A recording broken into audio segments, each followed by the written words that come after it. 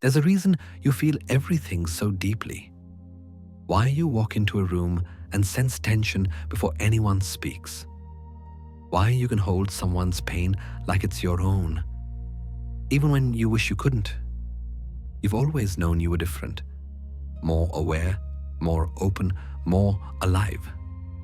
And yet, that sensitivity that once felt like a gift has slowly become the weight that exhausts you. You give, you listen, you care, until there's nothing left for you. But what if the very thing that makes you compassionate is also the thing quietly dismantling your strength? What if your light is burning itself out from within? Jung called this the paradox of the empath, the soul that feels too much. He warned that without understanding the shadow, the unseen forces shaping our empathy, we lose ourselves inside other people's storms. This is the journey he mapped. 7 hidden mistakes that every empath makes. They look like kindness, but they drain your life. They sound like love, but they destroy your power. Tonight, you'll see each one. You'll understand why your heart feels heavy and how to turn that weight into strength. Because this isn't just about feeling deeply. It's about finally learning how to feel without losing yourself. This is Jung's warning map, and it may just change the way you love forever. If this speaks to something quiet inside you, if you've spent your life feeling too much, loving too deeply, and trying to understand what it all means, stay here with me. Subscribe, and let this be your corner of stillness, a place where philosophy meets the human heart, where Jung's wisdom helps you make peace with your own depth. Because this isn't just a channel, it's a journey back to yourself. One breath, one story, one quiet night at a time. Let your body rest. Let your thoughts drift. The night has a way of softening everything. The noise of the world, the edges of your thoughts, the weight you did not realize you were carrying. For a moment, it is just you and the quiet hum of your own being. You have always felt things deeply, haven't you? Even as a child, you could sense what others could not. The sadness behind a smile, the tension between 2 words that never left someone's lips, the way a room could feel heavy before a single thing was said. You didn't learn this. You were born with it. A strange, invisible sensitivity that made you aware of life in a way that was both beautiful and unbearable. Jung once wrote, "The meeting of 2 personalities is like the contact of 2 chemical substances. If there is any reaction, both are transformed." You have lived this truth without ever needing to read it. Every time you meet someone, something in you shifts. You take in their tone, their fears, their quiet longing. You mirror, you absorb, you hold. It is your greatest gift, this ability to feel, to connect, to understand the world not through logic, but through the subtle language of emotion. And yet, this gift has always felt like a secret you could never quite explain. People tell you that you are too sensitive, as if that was something to be ashamed of. But sensitivity is not weakness. It is perception sharpened to the point of pain. You are like a lantern glowing in the dark, able to see what others ignore. And sometimes, seeing so much makes it impossible to rest. There is a strange pride in this kind of awareness. The pride of being awake in a world that mostly sleeps. The pride of being able to comfort, to heal, to read the heart of another. You are the one people call when they are lost, the one who can listen without judgment, who can say just the right words at the right time. It makes you feel useful, even noble. But underneath that nobility, there's also fatigue, because every light draws darkness. Every open heart becomes a vessel, not just for love, but for pain. You sense that, don't you? The way people come to you and leave lighter while you leave heavier. The way their stories linger in your body long after the conversation has ended. You tell yourself you're fine, but you carry their echoes, their anxiety, their sorrow, their guilt, all tangled quietly with your own. Jung believed that within each person lies a duality, the self and its shadow. He wrote, "There is no coming to consciousness without pain." Perhaps this is why your empathy feels like both a blessing and a burden. You are constantly awakening to others, to their pain, to the currents of emotion that flow unseen through the world. But awareness, when not balanced by boundary, becomes suffering. Still, you cannot help but love this part of yourself. This sensitivity makes you human in a way that feels rare, even sacred. You notice the details that others miss, the tremor in a friend's voice, the stillness in a stranger's eyes, the small signs of love that go unspoken. You see the invisible, and it binds you to life. When Jung spoke of the collective unconscious, he described it as a shared ocean of human experience, the place where every story, every pain, every joy connects. As an empath, you live close to that ocean. You're always standing at its shore, waves brushing your feet, whispering stories that aren't entirely yours. And though you cannot see where one wave ends and another begins, you feel them all, rising, breaking, dissolving into one another. There are nights when this awareness feels like peace, when you can sense the whole world breathing, and it makes you feel less alone. But there are other nights when it feels like drowning. The line between compassion and collapse blurs, and you begin to wonder if you are disappearing into everyone you've ever tried to save. And yet, here in this quiet space, as you listen, something in you begins to soften. You realize that your ability to feel is not a curse. It is simply misunderstood. The world taught you to build walls, to harden, to detach. But you were never meant to be hard. You were meant to sense, to move through life like water, adaptable, alive, capable of reflection and depth. Jung once said, "Who looks outside dreams, who looks inside awakes." Maybe tonight, you can begin to look inward, not to shut the world out, but to see where you end and it begins. The gift of feeling is not about absorbing everything. It is about noticing everything without losing yourself in it. Imagine for a moment that your empathy is a light within a lantern. It was never meant to illuminate the whole world, only to guide your path through the darkness. Let it glow gently, not fiercely.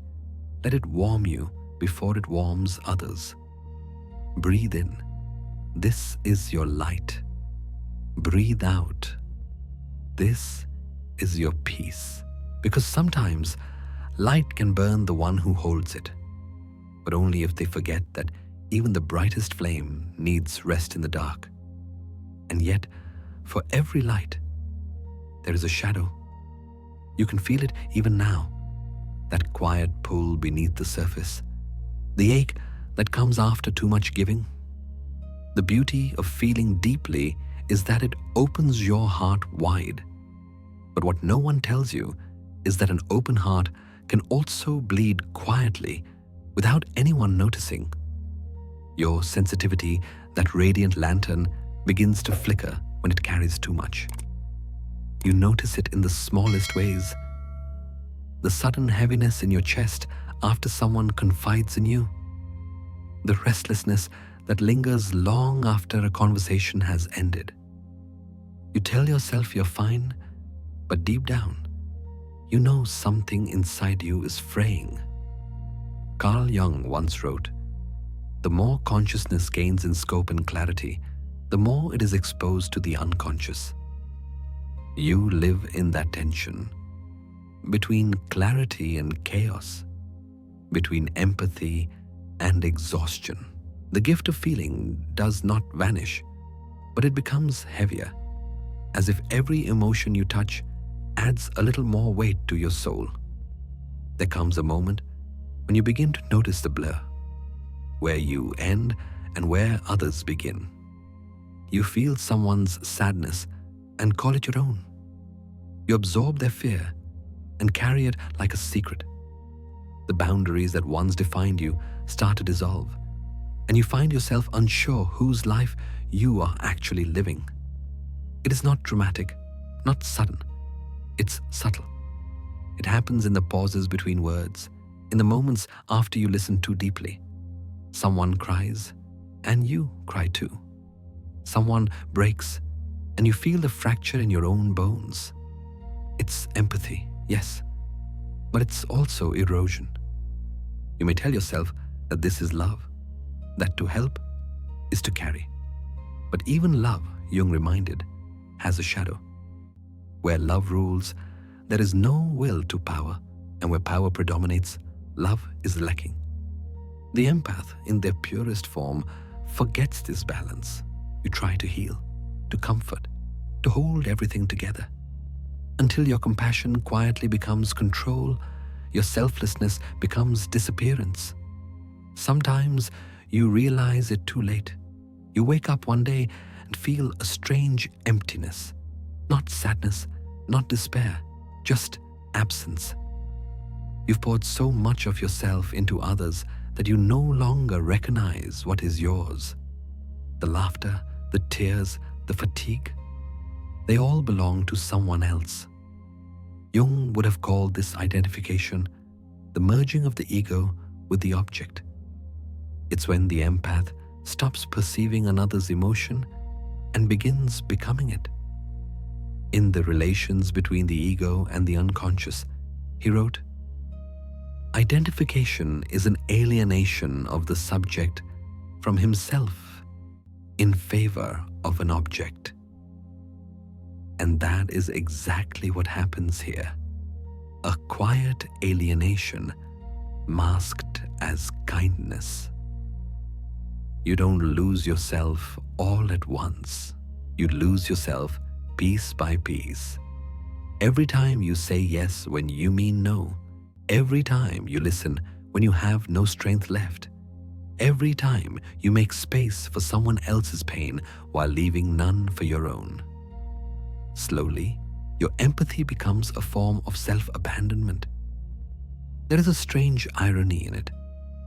You want to help people find peace, yet in doing so, you lose your own. You want to be a light in the dark, but the light begins to consume its own flame. Jung warned that when the conscious ego tries to carry what belongs to the collective, it collapses. You cannot contain the suffering of the world without burning out your own vessel. So you begin to notice the signs, the fatigue that coffee can't fix, the quiet resentment toward those you love, the sudden tears that come from nowhere. You start to crave silence, but even silence feels loud, filled with echoes of everyone you've ever tried to save.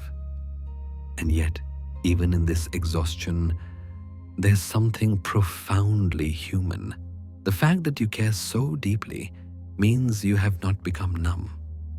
You still have the capacity to love. You still have the courage to feel. You just need to learn that your empathy is not meant to dissolve you. It's meant to connect you. The first step is awareness. To notice when your compassion turns into collapse. to recognize that you are not weak for needing rest, to see that you can be kind without disappearing. This awareness, Jung would say, is consciousness itself. Until you make the unconscious conscious, it will direct your life and you will call it fate. And so, tonight, perhaps you can begin to see the hidden weight for what it truly is. Not a punishment, but a signal. A call to return to yourself. A reminder that even light must have a shape, a boundary, a place to rest. Close your eyes for a moment. Picture that light within you, the same one that's been burning since the beginning. Notice how it flickers, not because it's weak, but because it's tired. It needs tending, not extinguishing. Take a slow breath in. This is where you begin again. You are still the lantern, but now you must learn to protect your flame, because sometimes light can burn the one who holds it, and learning not to let it, that is where true wisdom begins. You have felt it, haven't you? That invisible threshold, the place where feeling too much begins to hurt. You try to understand why the gift that once made you radiant now leaves you tired, scattered, uncertain of what is yours and what is not.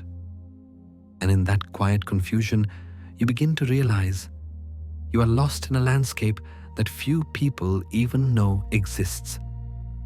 This is where another voice enters, a quiet, steady presence from another century. A man who spent his entire life walking through the same darkness you now feel. His name was Carl Gustav Jung.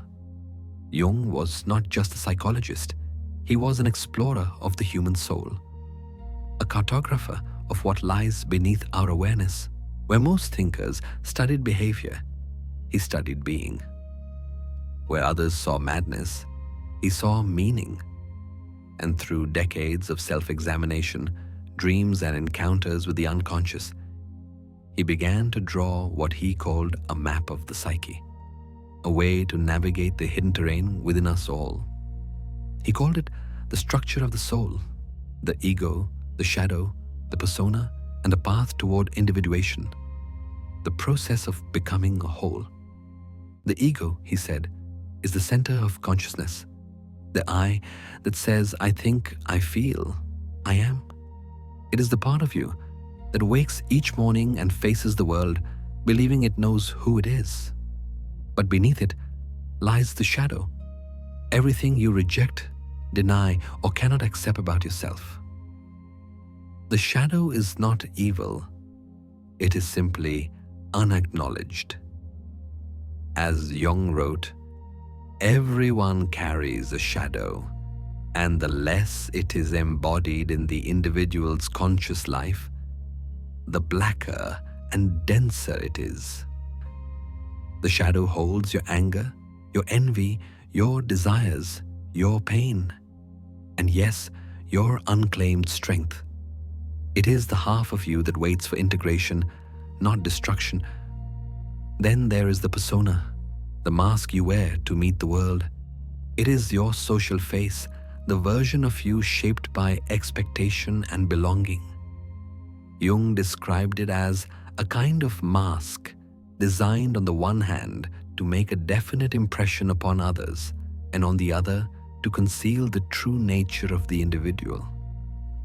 The persona helps you survive in society, but if you mistake it for your true self, you become trapped inside your own performance. And finally, there is the journey toward individuation, Jung's most profound idea. Individuation is the lifelong process of integrating these parts: the ego, the shadow, the persona, and the deeper, eternal center he called the self. It is not about perfection, but about balance.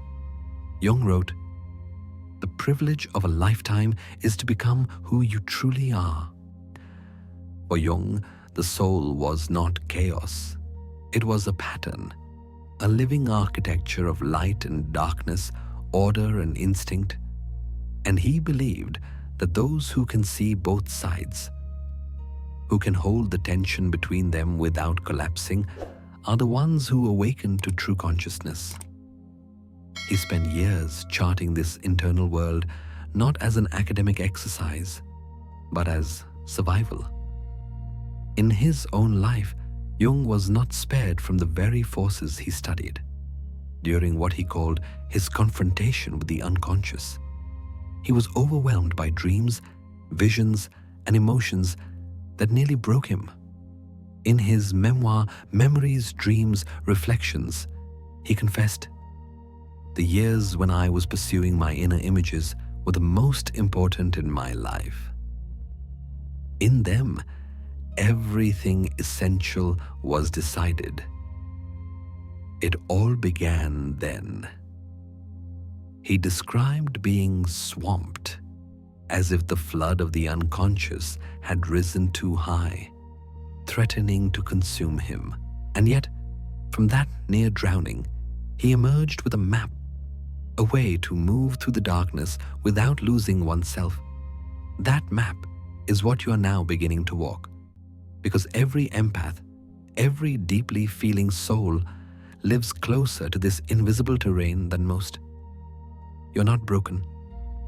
You are simply standing in the territory Jung once charted, a place where emotion and unconscious power intertwine.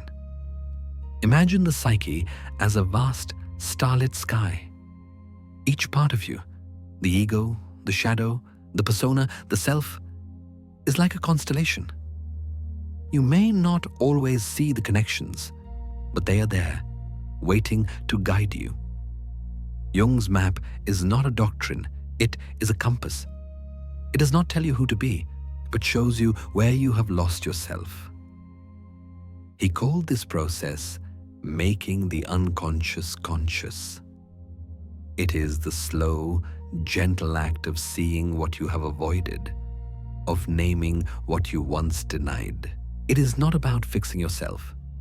It is about understanding that you were never truly broken, only fragmented. For you, the empath, this understanding changes everything. It means your sensitivity is not just emotion, it is perception. You are attuned to the deeper movements of the psyche, not just in others, but in yourself. But to wield that gift without losing yourself, you must learn to navigate the map, to know where you are standing within it. The ego must stay anchored, or you drift into others' emotions. The shadow must be seen, or it will control you. The persona must be loosened, or you will suffocate inside who you think you should be. And the self, that quiet center beyond all opposites, must be remembered, for it is the only place your empathy can truly rest. So tonight, let this image stay with you.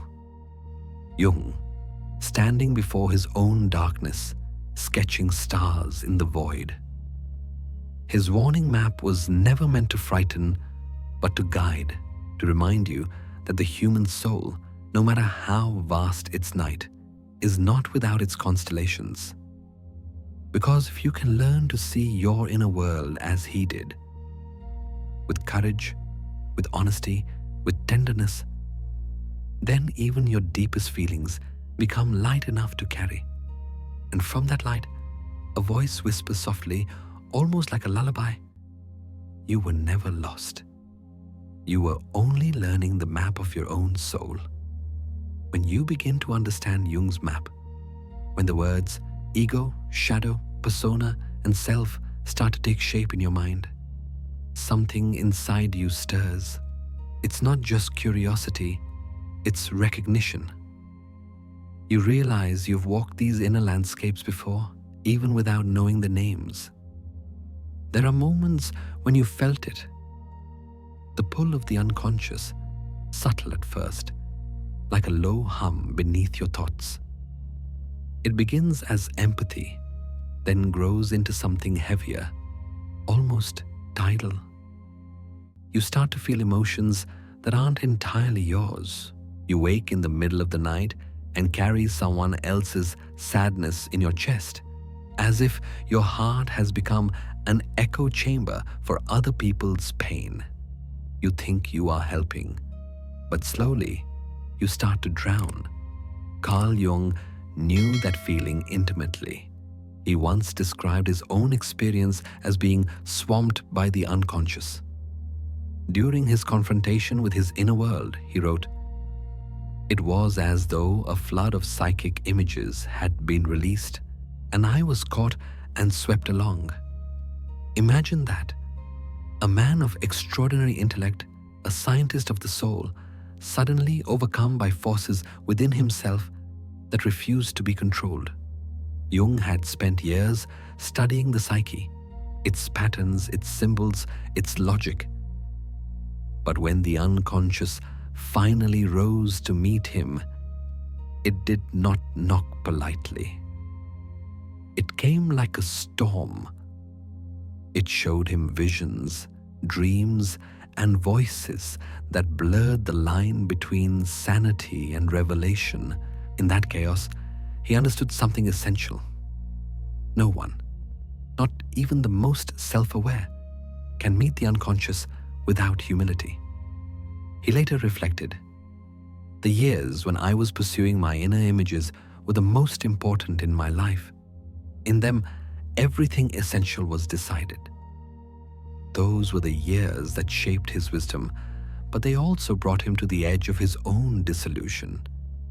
He had to learn to stay afloat, to look at the flood, not as punishment, but as invitation. And maybe in some quiet corner of your life, you felt the same. Perhaps there was a time when you felt emotions that made no sense, anxiety that arrived out of nowhere, grief that had no story, exhaustion that went beyond the body. You might have believed something was wrong with you, that you were too fragile or too dramatic. But what if what you were feeling wasn't all yours? Empaths often absorb the unconscious material of others without realizing it. You may have walked into someone's pain and mistaken it for your own. Jung would call this identification with the object, the dissolving of boundaries between self and other. And in that merger, you lose something precious, your sense of where you end and the world begins. It's not weakness, it's sensitivity. It's what happens when the walls of the psyche are too thin, when your inner sea is too open to the tides of others. But as Jung learned, even the sea needs a shore. He wrote, "One does not become enlightened by imagining figures of light, but by making the darkness conscious." To make the darkness conscious, that was his life's work. And that is your task now. Not to run from the flood, but to name it. Not to harden, but to learn how to breathe beneath the water. So take a moment. Breathe. Notice the sensations in your body. The thoughts that move through you might not all belong to you. The fear that lingers might not have started here. The sadness that feels ancient might have passed through countless hearts before finding you.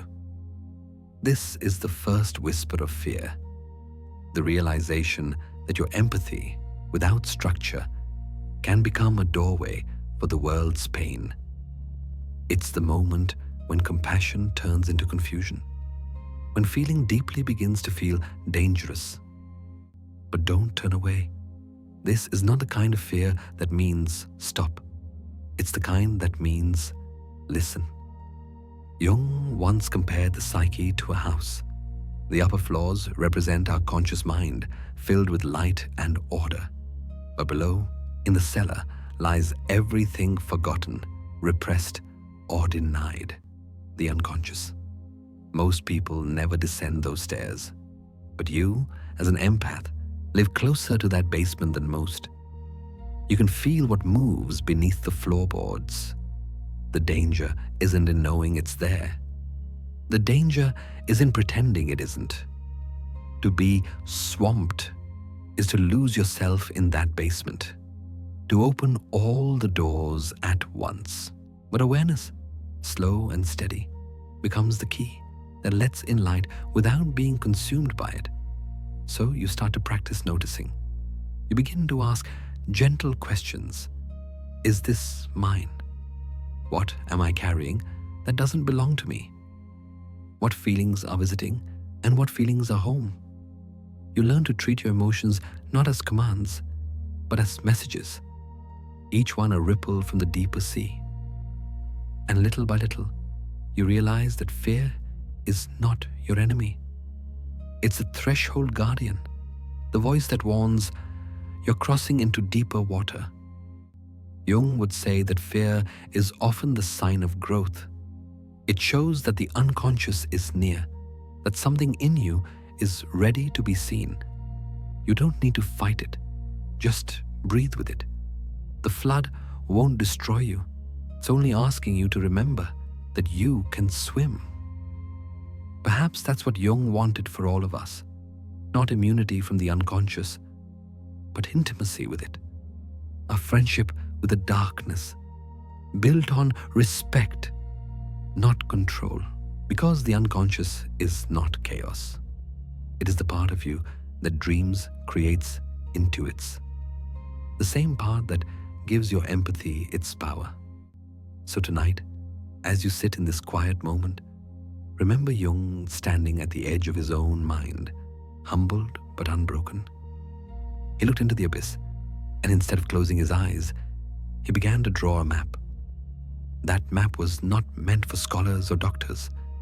It was meant for souls like yours, those who feel too much, love too deeply, and lose themselves along the way. Take one last slow breath. Inhale, awareness. Exhale, release. And when you're ready, open the first page of your own map. Tonight, we will walk the map together. There's a moment after awareness, after you've learned about Jung's map and heard his warning about being swamped, when you start to notice how easily your inner world opens. It doesn't take much. A single conversation, a glance, a trembling tone in someone's voice. And suddenly, something shifts inside you. You don't just understand what they feel, you become it. You leave a conversation and realize you're carrying a sadness that isn't yours. You wake up anxious after spending time with someone who hides their fear behind a smile. You begin to feel emotions that seem to appear out of nowhere, heavy, thick, and strangely familiar, as though they've been borrowed from someone else's soul. This is the empath's quiet danger, the soft erosion of self that Jung called identification. He described it as an alienation of the subject from himself in favor of an object. In simple words, it means this: you start to mistake another person's inner life for your own. It happens slowly, gently, almost lovingly. You're talking to a friend who's grieving. You open your heart wide, wanting to comfort them. You listen. You nod. You absorb. But the next morning, their grief has settled into your chest like fog that won't lift. Their pain has found a home inside you, and now you carry it as though it were your own story. Empaths often confuse this absorption with compassion. You might tell yourself, "This is how I help," by feeling with them. But real empathy doesn't require merging. It requires presence. It requires standing near the fire without stepping into it. Yet for many who feel deeply, the line between the two is so faint, it almost disappears. You want to heal, so you open. You want to understand, so you surrender. But in that openness, you begin to dissolve. Carl Jung warned that this is not empathy. It is unconscious identification, the loss of boundaries that turns connection into contamination. He wrote, "The greatest danger in emotional relationships lies in unconscious identification, which always leads to mutual unconsciousness." mutual unconsciousness. That phrase itself feels heavy. It means that both people, the one in pain and the one who feels it for them, begin to lose clarity. No one is truly seeing anyone anymore. There's no ground, no distinction, only shared confusion. Have you ever felt that? The moment you can no longer tell if the sadness you feel belongs to you or to someone else. When your own energy feels blurred, as if painted over by another person's emotions. It is a quiet, suffocating experience, not dramatic, not loud, but consuming. It feels like water. At first it's gentle, soothing, cool against the skin. Then it rises slowly, reaching your shoulders, your neck. You try to breathe, but the air feels thick. The more you resist, the more you sink. You don't even remember stepping in. You only know you're surrounded now, floating in feelings you cannot name. And still, you tell yourself it's love. Because what else could make you so open, so willing to feel for another? But Jung would remind you that love without boundaries is not love at all. It is surrender without self. It's the kind of love that drains both the giver and the receiver. Because when you lose the line, you cannot truly help anyone. You only drown with them. He once said, "No tree, it is said, can grow to heaven unless its roots reach down to hell." Empathy, in its highest form, is like that tree. Its strength depends on its roots, the deep, grounded awareness of self. Without that, your compassion becomes like a branch torn from the trunk. Beautiful, yes, but dying slowly, unable to sustain itself. For many empaths, this moment of realization is painful. You begin to notice the patterns, how you enter relationships like a healer and leave like a patient, how you hold everyone else's secrets but forget your own truth, how your moods swing with the emotions of those around you, as if your soul were an open window and the world's weather keeps changing through it. You may even start to fear your gift. You wonder if empathy is worth it, if feeling this much is a curse disguised as kindness. You pull back, you build walls. But isolation is not the answer either. The goal isn't to close. It's to learn how to stay open without losing yourself. That is what Jung meant when he spoke of differentiation. The ability to say, this is me and that is them. To know that you can feel with someone, but not for them. That your presence is healing, not your absorption. Try to remember, your empathy was never meant to drown you. It was meant to let you touch the world and return whole. Think of yourself as a riverbank, strong, silent, holding the shape of the water without becoming it. The river can flow beside you, wild and full, but you remain steady, grounded, listening. That is empathy with consciousness. That is love with awareness. So the next time you feel another person's storm rising inside you, pause. Breathe. Whisper quietly to yourself, this is their rain, not mine. You can understand it. You can hold space for it, but you don't have to become soaked by it. Because the moment you remember where you end, the water begins to calm. Empathy was never about drowning. It was always about depth. Learning to stand at the edge of someone else's ocean without forgetting the shore beneath your own feet. And as you breathe now, slowly, quietly, you may begin to sense it. The faint return of your own rhythm, your own warmth, your own center. You are not heartless for protecting your energy. You are wise for preserving your ability to love. Let that awareness settle gently in your body. Feel it expand through your chest like sunlight through water, You can care deeply without carrying everything. You can love without losing yourself. And in that stillness, that steady breath between self and other, you rediscover what Jung called wholeness, not perfection, but balance. Breathe in. This is you. Breathe out. That is them. And slowly, the flood begins to recede.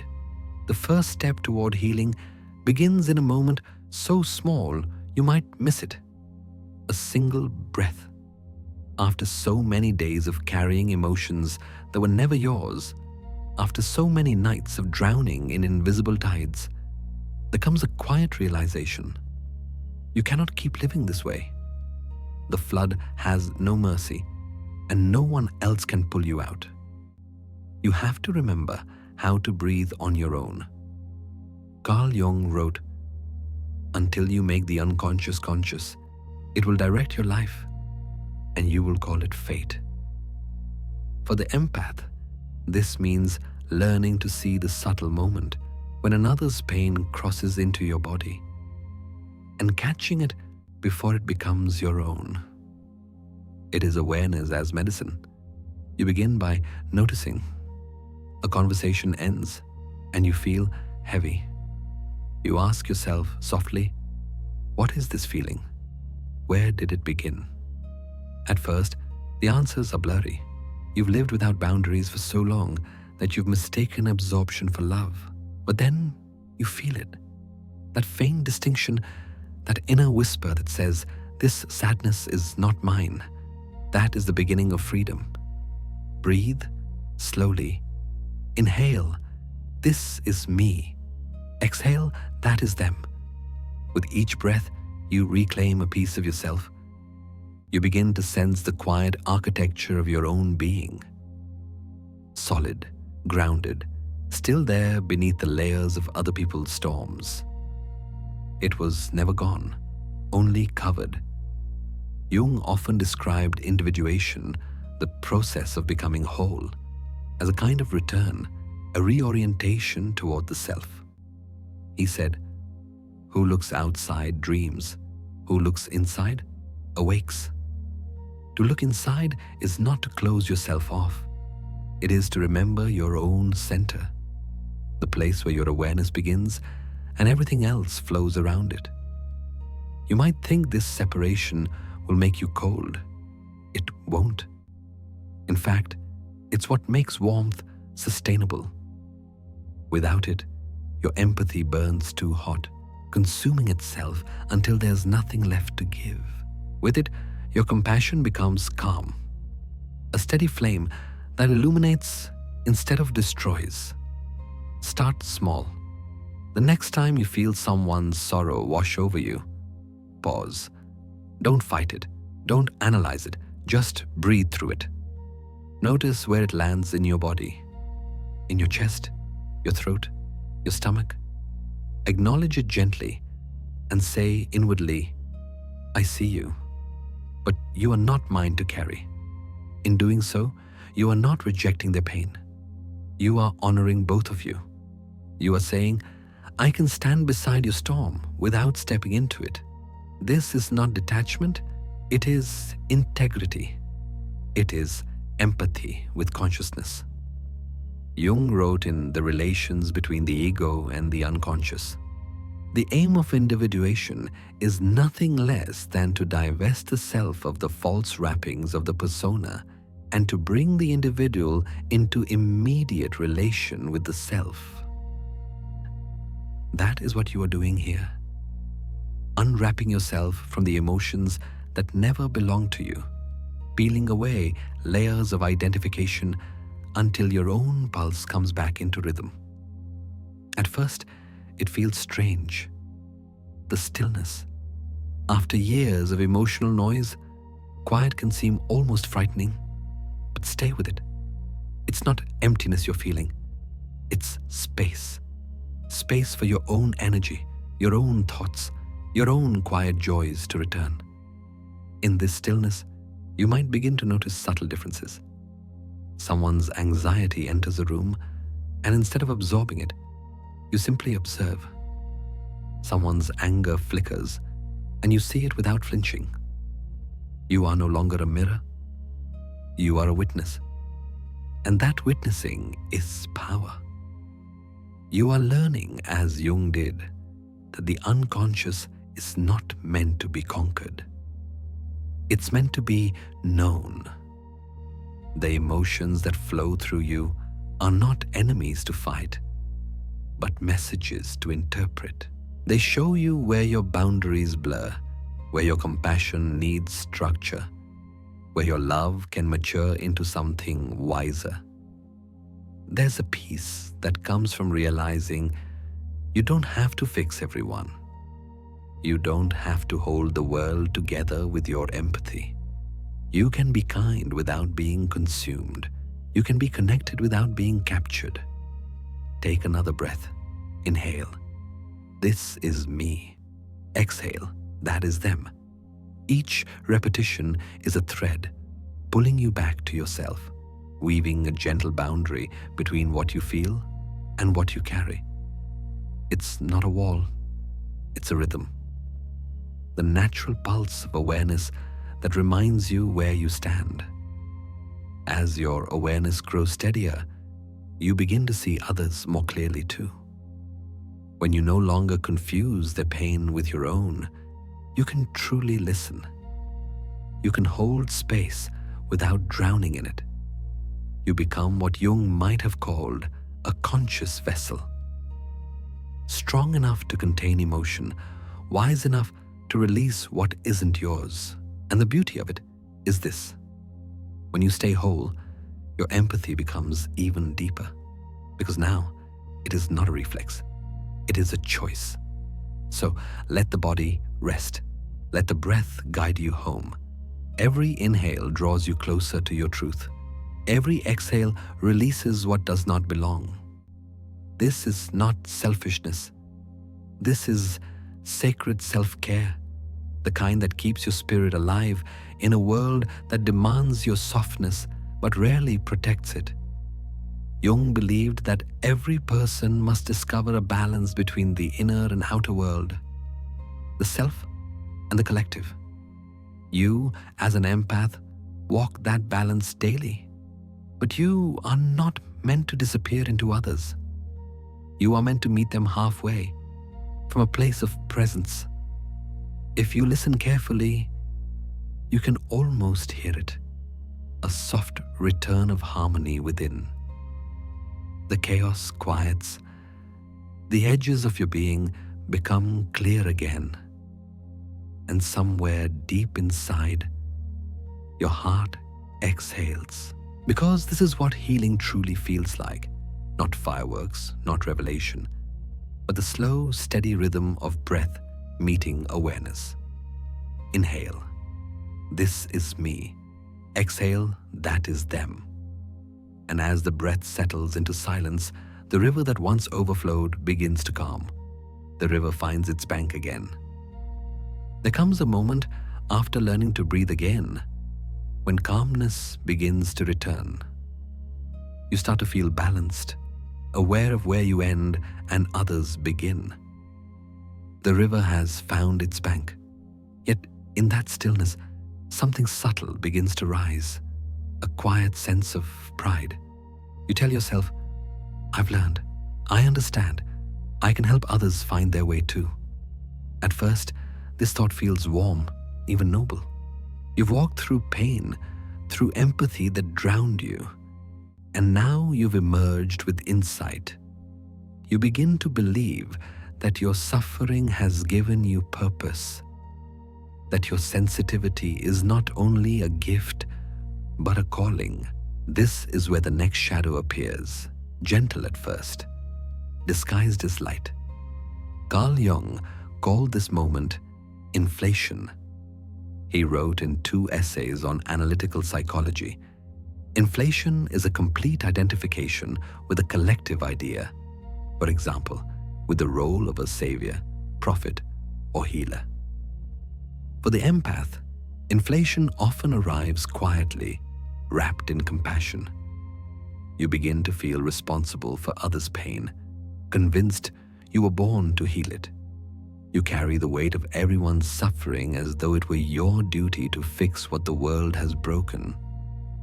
And though your intentions are pure, your light begins to expand beyond its natural shape, larger, brighter, until it starts to blind you.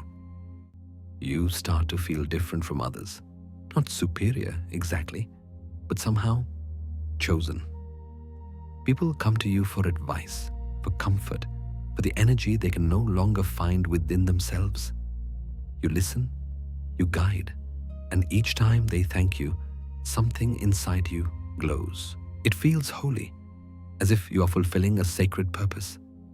But light, when ungrounded, becomes glare, and glare blinds even the one who shines it.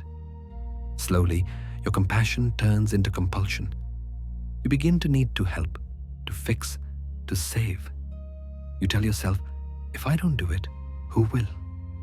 You start to feel guilty when others suffer, as though their pain were evidence of your failure. The empathy that once made you open now makes you anxious. The halo of the healer becomes a crown of exhaustion.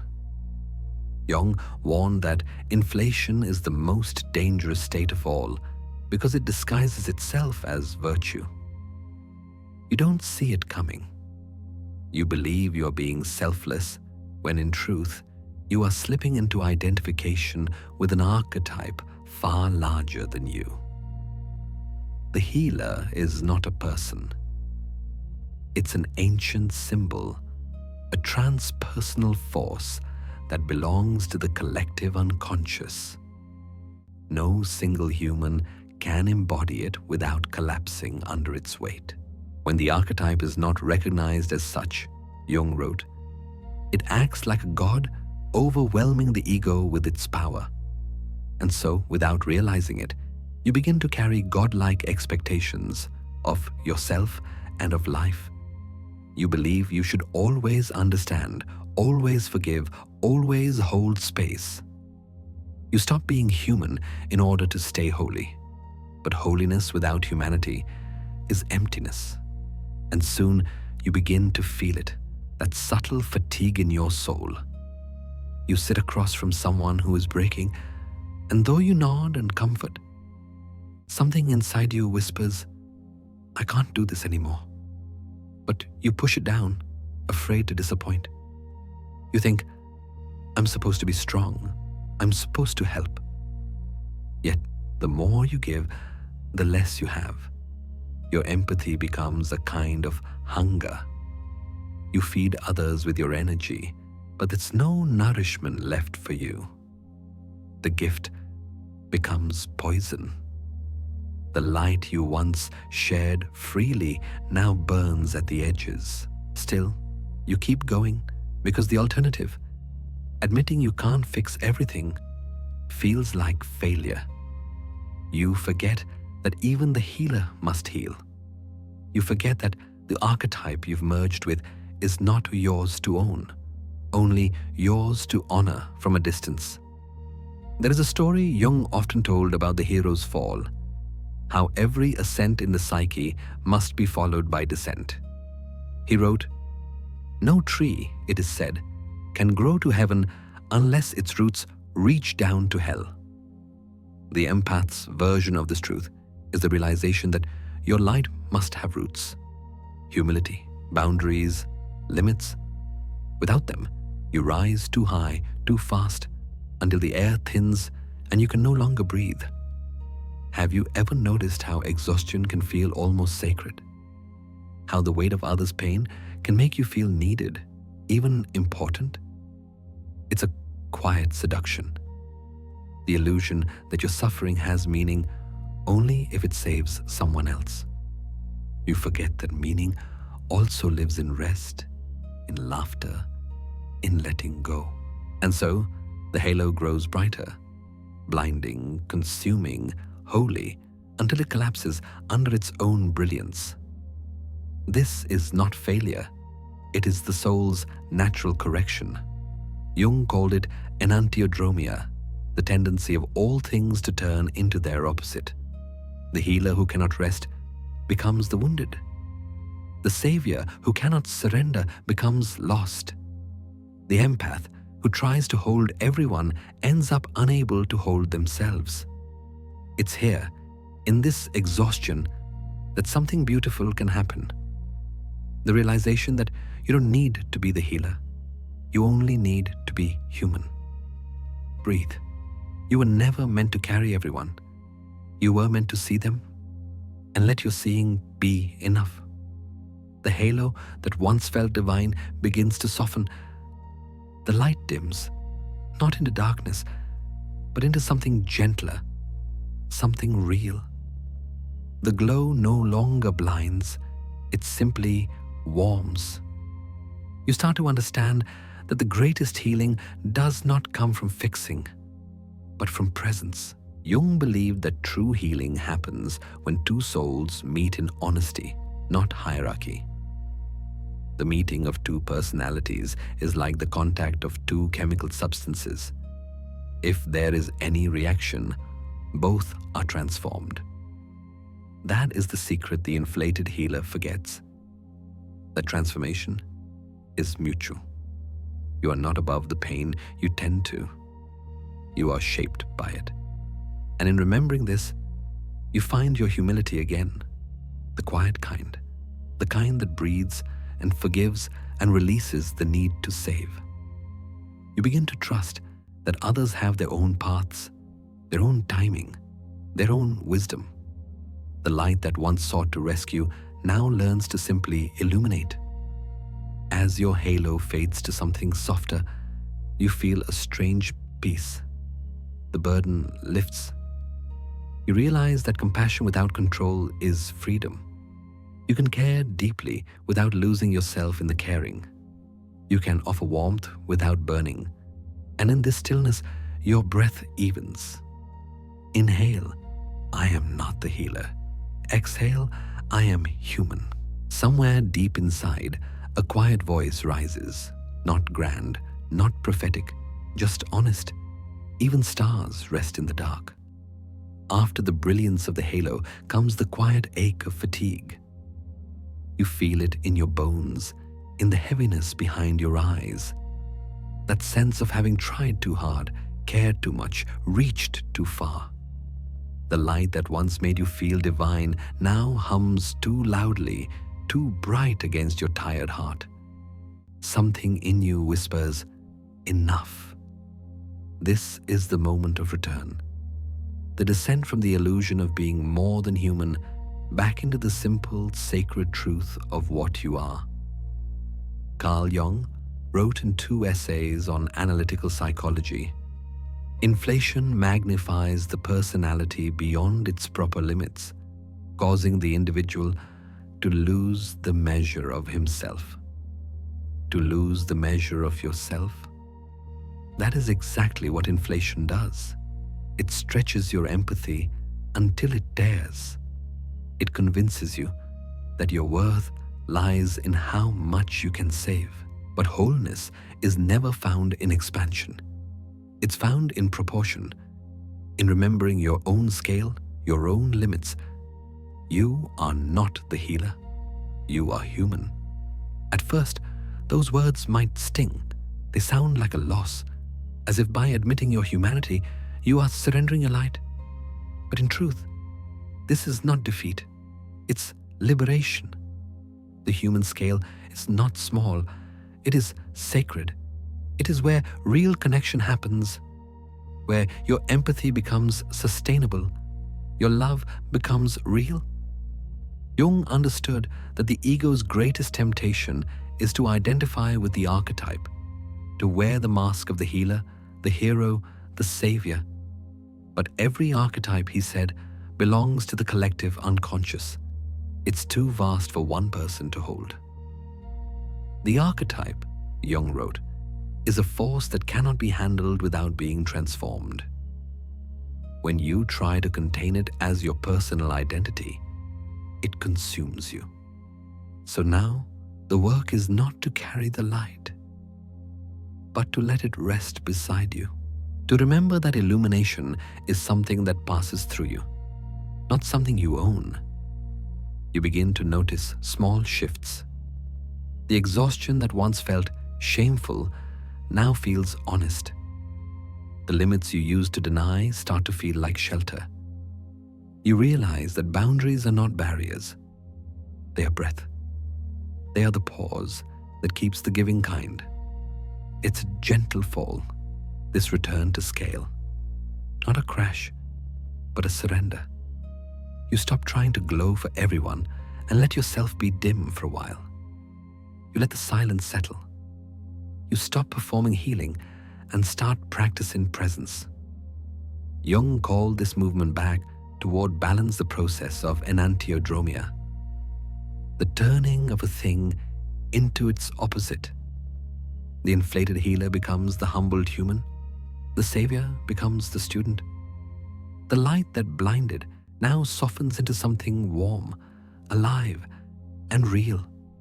It's strange how peace begins to find you here, not at the height of your power, but in your smallness, in your breathing, in the moment you finally say, I can't fix this. There is relief in that admission, a kind of sacred release, because now you're no longer carrying what was never yours. Take a breath. Inhale, acceptance. Exhale, release. You are no longer the answer. You are the witness, the presence, the listening ear. That is enough. In this humility, something new awakens. You begin to see that helping others doesn't mean saving them. It means walking beside them as equals.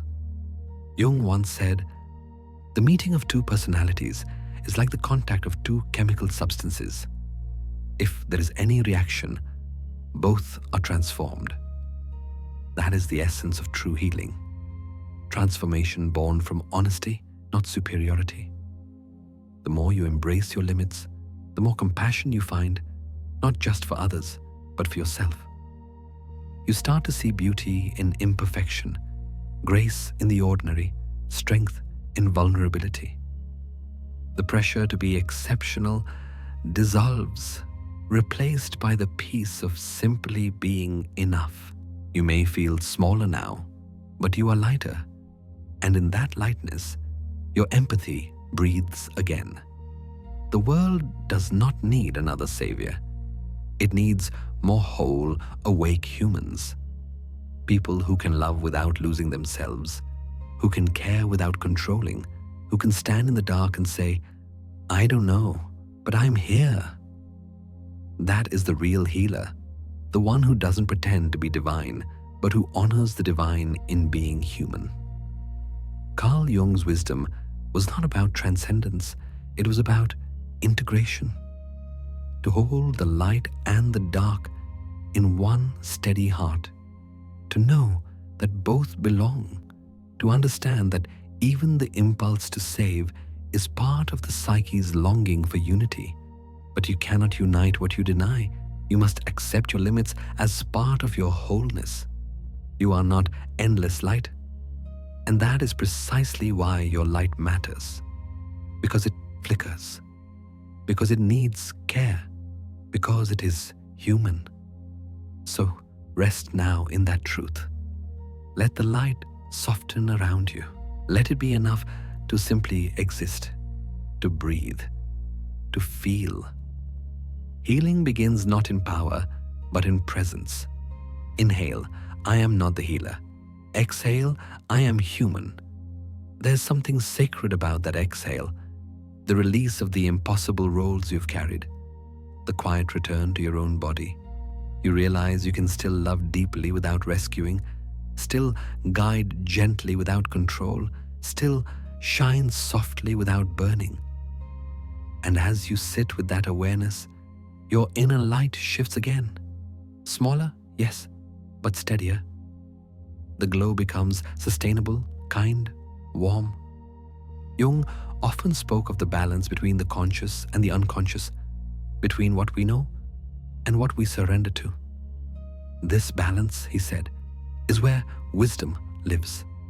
To accept your limitations is to step into that wisdom. You no longer need to be perfect. You no longer need to hold the world together.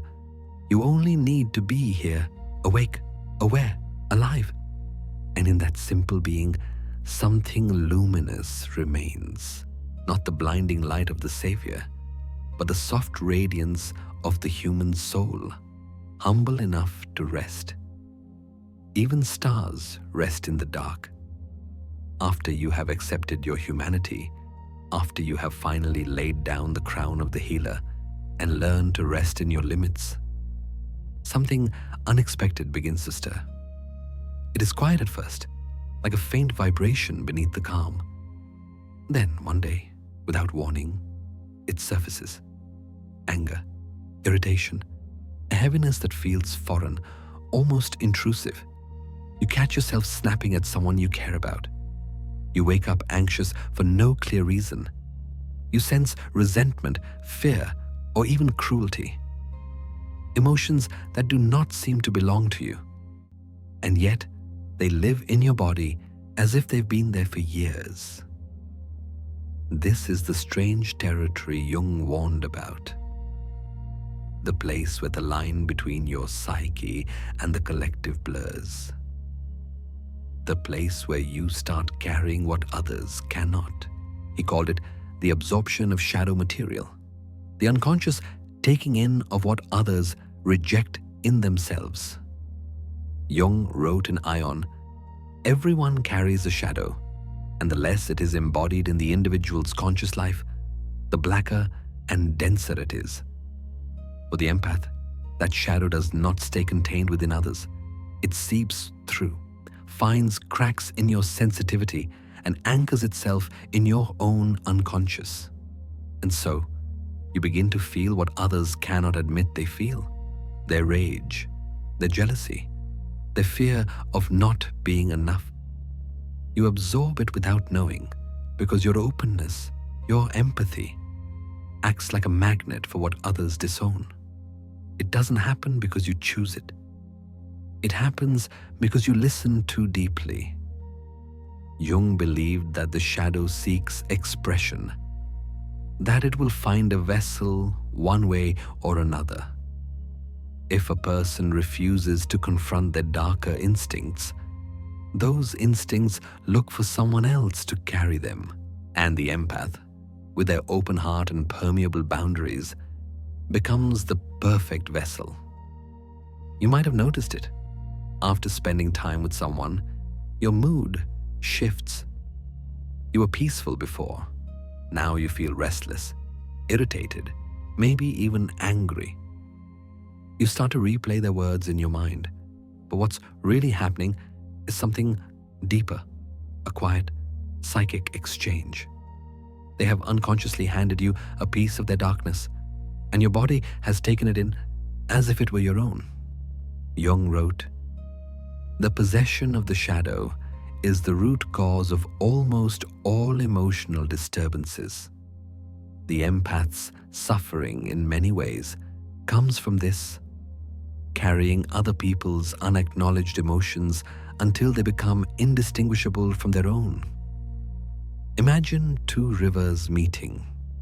The waters mix, swirl, lose their color. For a while, you cannot tell which current belongs to which source. That is what happens inside the empath when shadow material crosses over. You begin to notice behaviors that surprise you. You feel impulses you can't explain. Maybe you find yourself avoiding someone without understanding why. Or perhaps you begin to think unkind thoughts about someone you've always loved. The emotions feel alien, but also intimate, because they are now living through you. This is not possession in the mystical sense. It's empathy turned unconscious, the energetic merging of unspoken truths. For example, someone represses their anger. They smile, they pretend to be calm, but the rage is still there, alive in the unconscious. When you stand beside them, your sensitivity picks up the vibration of that anger.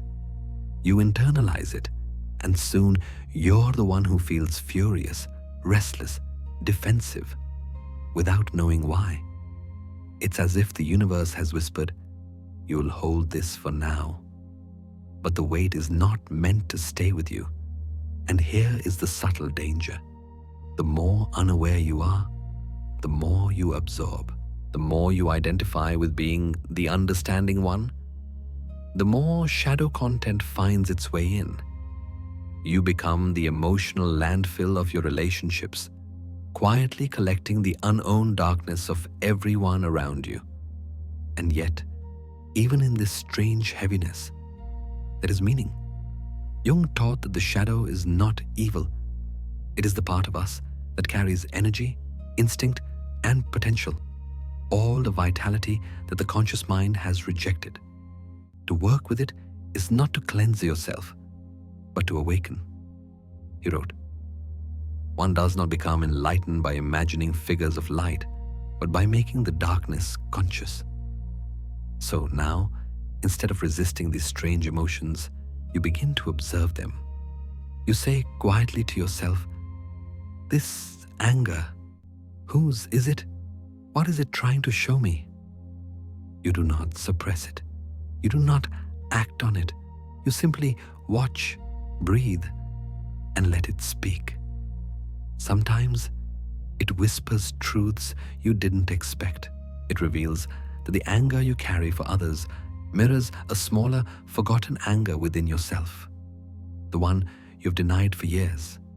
It shows that what you absorb and what you avoid are often reflections of the same wound. In that moment, something begins to change. Awareness separates what was once fused. You no longer drown in emotion. You begin to float above it. But the process is not gentle at first. It feels like a storm beneath the surface. Waves moving in slow motion, colliding, breaking, settling again. The current of other people's pain moves through you, but this time, you do not mistake it for your own. You breathe through it. You stay grounded. Jung saw this as part of individuation, the expansion of consciousness through the integration of what was previously unconscious. You cannot live among humans without encountering the shadows, but you can learn not to be consumed by them. And so, you start to practice a kind of inner hygiene, not moral, but psychological. You check in with yourself at the end of each day. You notice whose energy you've picked up, what feelings are living in your body. You name them, thank them, release them. You remind yourself, I am not the container, I am the observer. This awareness transforms absorption into alchemy. What once drained you now deepens you. You see more, understand more, but carry less. The anger that once felt foreign becomes a teacher, showing you where compassion ends and self-preservation begins. And as you breathe, the rhythm returns. Slow, steady, tidal. The strange anger softens, dissolves back into the collective from which it came. You feel lighter, clearer. The emotional fog begins to lift, and somewhere deep inside, a quiet truth surfaces. The same one Jung discovered through decades of walking among shadows. You were never meant to carry the darkness of others. You were meant to recognize it, and in doing so, free both them and yourself. There comes a point when awareness alone is no longer enough. You've named the strange anger, traced its origin, and realized that much of what you feel does not belong to you. You've watched these emotions move through your body like a tide, powerful, real, but not truly yours. Now, you are ready for something deeper, the act of release. Carl Jung once said, "Until you make the unconscious conscious, it will direct your life and you will call it fate." You have begun to make it conscious, to see how other people's shadows have lived quietly inside you. But awareness, while vital, must be followed by choice. And that choice is this: to give back what is not yours to carry. So breathe. Let your body soften into stillness, and in your mind, begin to see it, the shadow. It does not look frightening. It's not a monster or a storm. It's simply a shape, dark, dense, and heavy, like smoke that has lingered too long in your lungs. You can feel it inside you, in your chest, your shoulders, your breath. You don't fight it. You don't curse it. You just see it for what it is: borrowed pain. Now, imagine holding it gently in your hands. No judgment, no resistance, just acknowledgement. This pain is not yours. Say it softly to yourself. This pain is not mine. This anger is not mine. This fear does not belong to me. As you breathe out, picture yourself handing it back, not to punish, not to reject, but to return it to its rightful source, like a letter that was delivered to the wrong address. The air feels lighter as you do this. The boundaries between you and the world begin to settle again. You are no longer the vessel. You are the riverbank. Still, grounded, letting the water pass without losing form. Jung believed that consciousness is a light, not the blinding kind, but the soft kind that reveals. In Psychology and Alchemy, he wrote, "There is no light without shadow, and no psychic wholeness without imperfection." To return the shadow is not to deny darkness. It's to understand that darkness must belong where it was born. Your empathy does not require you to keep it. True compassion includes letting others carry their own lessons. So you breathe again, slowly, deeply, with intention. Inhale, recognition. Exhale, release. Each exhale is a gesture of trust. Trust that the world can handle its own weight, that others have the capacity to face what is theirs. You no longer need to protect everyone from their own shadow. You might feel a flicker of guilt at first. Empaths often do. That small voice inside says, "If I don't hold it, who will?" But another, wiser voice answers, "Not you, not anymore." Because love is not about carrying someone's darkness. It's about seeing them clearly in it and believing they are strong enough to find their own light. As you visualize giving the weight back, imagine the person or the memory to whom it belongs. You don't need to speak to them aloud. You don't even need to know their name. In your heart, say simply, "I release you to your own path. May you learn what you need to learn. May I now rest." You are not sending harm. You are restoring balance. Jung often reminded us that psychic health depends on equilibrium, the flow between light and dark, self and other, giving and letting go. To return the weight is to return to yourself. Notice what happens in your body as you do this. The tightness in your chest begins to loosen. The heaviness behind your eyes lifts. The emotion that once felt like quicksand now feels like wind.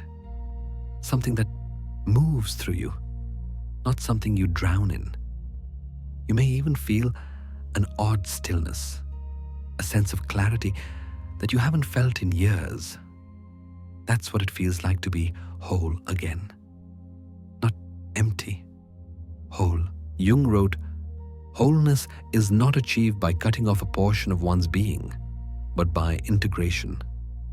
Integration does not mean keeping everything. It means recognizing what is yours to hold and what is not, and trusting that letting go is also part of healing. So now, you begin to walk back toward yourself. You reclaim your energy, your thoughts, your emotions. You draw back the pieces of your soul that were scattered through other people's suffering. And with every step, you feel lighter. It's as if the world itself shifts color. The air less dense, the light softer, the silence less lonely. What once felt like burden now feels like clarity. The line between you and others once blurred, becomes gentle but distinct. Not a wall, but a horizon. In this space, you rediscover peace. Not the peace of avoidance, but the peace of ownership, knowing that your heart belongs fully to you again. You can still love, still care, still listen, but now you do so from a place of strength, not depletion. Take one more slow breath. Inhale, I honor what I feel. Exhale, I return what is not mine. And now, as you exhale, imagine the weight dissolving, turning into light mist, then into air, rising higher until it disappears into the sky. You do not need to know where it goes. You only need to feel the space it leaves behind. That space is sacred. It is where your own soul breathes again. As you sit in that quiet, you might begin to feel it, a faint glow, soft and steady, like light breaking through morning fog. It touches your skin, your breath, your mind. The pain has gone home. What remains is clarity. You realize that empathy, when conscious, is not a wound. It's a bridge. It connects without consuming. It allows you to witness pain without drowning in it. It is strength, not sacrifice. Carl Jung once said, "The privilege of a lifetime is to become who you truly are." Returning the weight is part of that privilege. It is how you stop being an echo of others and start being the voice of your own soul. So breathe one last time. Feel your own pulse, steady, alive, free. You are no longer holding what doesn't belong to you. You're simply being, light, present, whole. And as the breath fades, you can almost see it, that gentle shimmer, the quiet light behind the fog. The shadow has gone. The air is clear. The river of your empathy flows again, calm, defined, and finally your own. After you have returned the weight that was never yours, something beautiful happens. The silence inside you deepens. The air feels lighter. For the first time in a long while, you can hear your own heartbeat without the echo of someone else's pain. You begin to feel a kind of peace, fragile but real. Yet, as this quiet settles, another realization arises, one that cuts even deeper. You begin to see how much of your life has been lived through others. It's subtle at first. You notice it in how your joy depends on their smiles, how your calm depends on their moods, how your worth feels tied to whether they are okay. You think of their stories before you think of your own. Their victories feel like yours. Their failures wound you as if you lived them yourself. Carl Jung once wrote, "The most terrifying thing is to accept oneself completely." And perhaps that is why so many empaths, so many gentle souls, spend their lives reflecting instead of living. Because facing your own life, your own desires, fears, and limits can feel far more frightening than carrying someone else's. You've spent years standing in front of mirrors, thousands of them. Every person you've ever loved became a reflection, and through them, you try to understand yourself. But the mirrors are endless. You look into one and see tenderness, another and see chaos, another and see need. You start to forget which reflection is you. In this mirror life, you learn to adapt. You mirror the laughter, the sadness, the energy around you. You say, "I'm fine," when someone needs you to be. You shape yourself into what will bring peace, comfort, or love. And people love you for it. You are the calm in their storm, the listener, the anchor. But over time, something quiet inside begins to ache. The part of you that has been watching from behind the glass. This is the empath's hidden tragedy. To be loved for what you reflect, not for what you are. Jung spoke of the persona, the mask we wear to meet the world. He said, the persona is a complicated system of relations between individual consciousness and society. Fittingly enough, a kind of mask designed on the one hand to make a definite impression upon others, and on the other, to conceal the true nature of the individual. For the empath, this mask is made of mirrors. It's built from sensitivity and care, polished through years of adaptation. You learn to become what others need, not what you are. And eventually, you mistake the reflection for reality.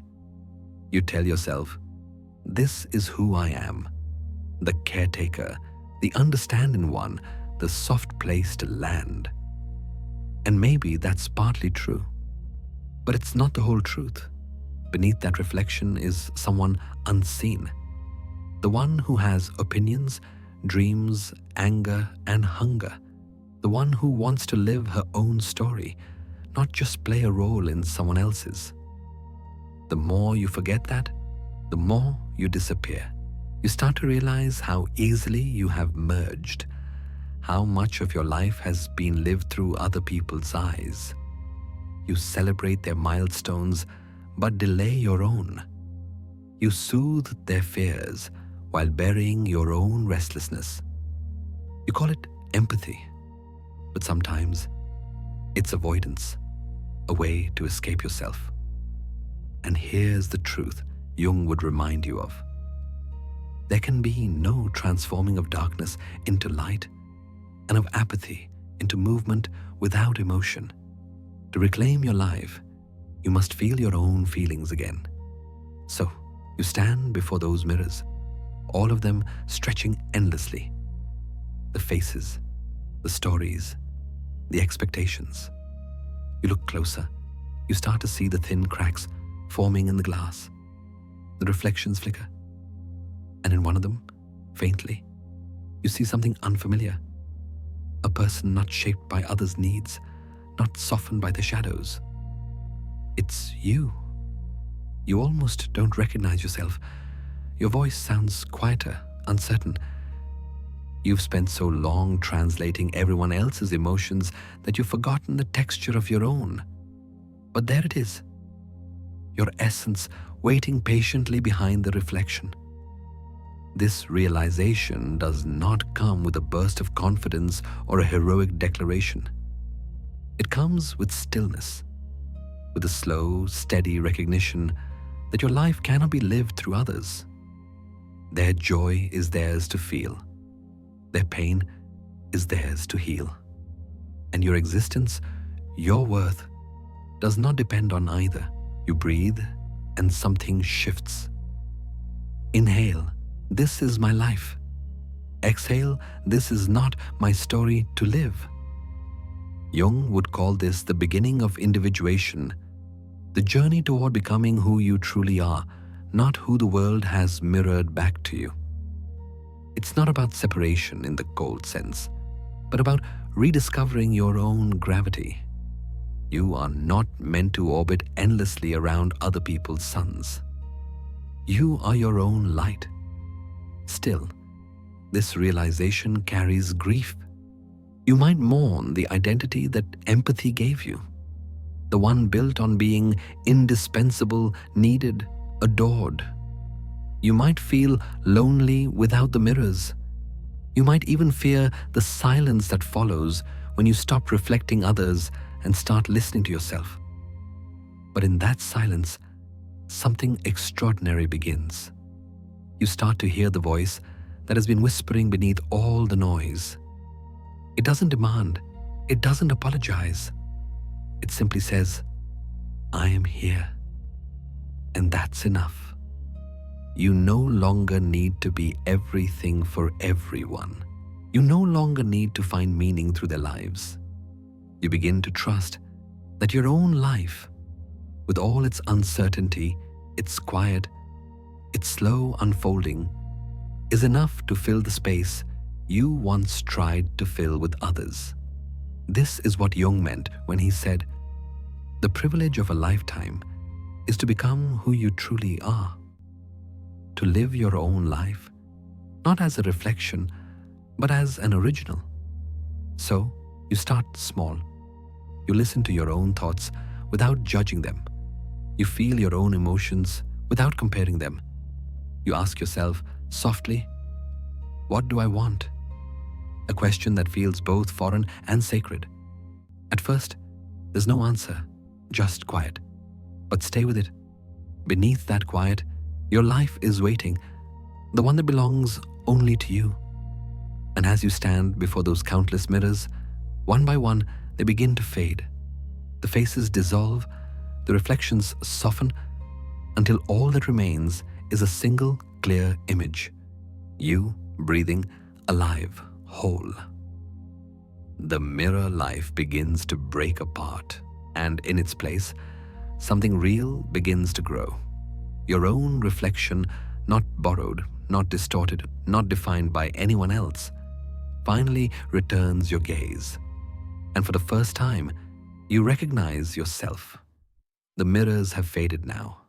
The faces you once reflected have softened into memory. Kind, familiar, but no longer consuming. The silence that follows feels vast, almost unreal. For a moment, you do not know what to do with it. The space inside you is both freeing and frightening, like stepping into a room where no one has spoken your name yet. It is here that your journey turns inward again. Not toward others this time, but toward the part of you that has been waiting quietly for years. Carl Jung once said, "Your vision will become clear only when you can look into your own heart. Who looks outside dreams, who looks inside awakes." This is that awakening, not loud or sudden, but slow, like dawn light returning to a quiet valley. You begin to ask yourself a question you have avoided for most of your life. What do I want? For me? It feels almost wrong at first, selfish even, to turn that question inward. You are so used to thinking in terms of them, the feelings, the comfort, the needs, that focusing on yourself feels unnatural. But sit with it. Let the question linger, like a breath suspended in still air. What do I want for me? You might not know the answer yet. That's all right. This isn't about urgency or achievement. This is about remembering. For too long, you have been the witness of other people's stories. Now, you are being invited to write your own. The process begins gently. You start to notice what brings you peace, what makes you feel alive. A quiet morning alone, a walk without conversation, a creative spark that needs no validation. The small, authentic joys that were once drowned out by the noise of other lives. Jung believed that the soul communicates through symbols, dreams, and feelings. Subtle languages that reveal what words cannot. So when the mind doesn't know what it wants, the heart still whispers. You may feel drawn to certain colors, sounds, or images without knowing why. Follow them. They are the breadcrumbs of your individuality. This is the stage Jung called individuation, the slow, sacred process of becoming who you truly are, beyond roles, beyond masks. It is not about rejecting others, but about returning home to yourself. As you walk this path, you begin to see how deeply you've been shaped by the lives around you. Parents, lovers, friends, every expectation, every emotional inheritance has left fingerprints on your soul. You were taught who to be before you ever had a chance to choose. But now, standing in this quiet light, you are free to question it. You can ask, is this truly mine? Or did I inherit this dream, this fear, this definition of love? In Memories, Dreams, Reflections, Jung wrote, "I am not what happened to me, I am what I choose to become." And in those words lies your permission to choose again, to begin again, to become again. You start by noticing the simplest things. What do you crave when no one is watching? What kind of silence feels comforting instead of lonely? What kind of life would you build if you no longer needed to be everything for everyone? The answers come slowly, like seeds breaking through soil. You nurture them not with pressure, but with patience. You breathe, you rest, you allow. Inhale, I am becoming. Exhale, I no longer need to please. You realize that this isn't about reinventing yourself. It's about remembering the self that existed before the mirrors. The child who felt without apology, who dreamed without permission, who simply was. There will be moments when the old patterns return. The urge to check how others feel before you act. The reflex to prioritize their peace over your truth. When that happens, smile gently at yourself. These patterns were once survival. You do not need to punish them. You only need to outgrow them. In the undiscovered self, Jung reminded us that individuality is not isolation. In order to be different, we must first be ourselves. To write your own chapter does not mean you stop loving others. It means your love no longer depends on disappearing. Now, as the music inside you softens and brightens, imagine a blank page opening before you. The pen is in your hand. For years, it has been guided by other voices, their needs, their approval, their stories. But tonight, you write your own line. It doesn't need to be perfect. It only needs to be honest.